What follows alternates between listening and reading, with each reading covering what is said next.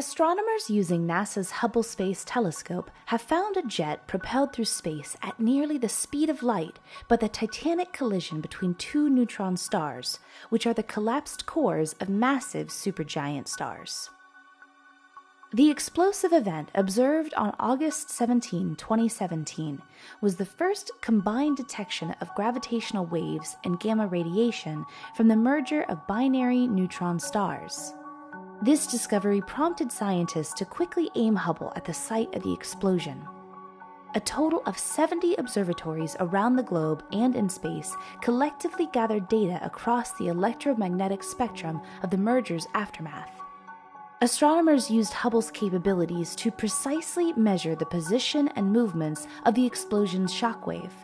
They were trying to see how the shockwave's physical properties changed over time. Combining Hubble observations with that of several other telescopes allowed researchers to pinpoint the explosion site 130 million light-years away.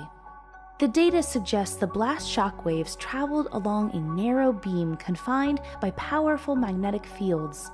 The resulting jet smashed into and swept up material in the surrounding interstellar medium. This material included a mass radiation through which the jet emerged. As the jet moved away from the site of the explosion, the mass moved outward. This work paves the way for more precise studies of neutron star mergers. More observations like this one help us understand more about the universe.